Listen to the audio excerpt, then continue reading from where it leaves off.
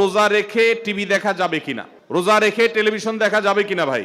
এর উত্তর হলো, টেলিভিশনে যদি খারাপ কিছু দেখেন, হারাম কিছু দেখেন, নাটক সিনেমা দেখেন যেখানে নারী পুরুষের অবাধ মিশ্রণ আছে, মিউজিক আছে, হারাম জিনিস আছে, উপাদান আছে, তাহলে সেই টেলিভিশনের সেই অনুষ্ঠান, সেই দৃশ্য, এটা রমজান মাসেও দেখা জায়েজ নাই, রোজা রেখেও দেখা জায়েজ নাই, রোজা ছাড়াও দেখা জায়েজ।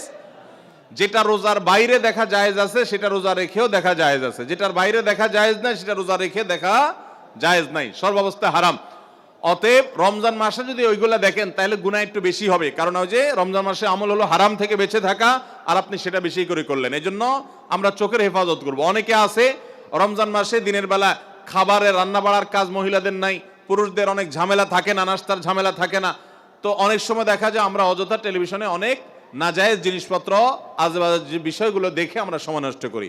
আল্লাহ আমাদেরকে হারাম থেকে বেঁচে থাকার তৌফিক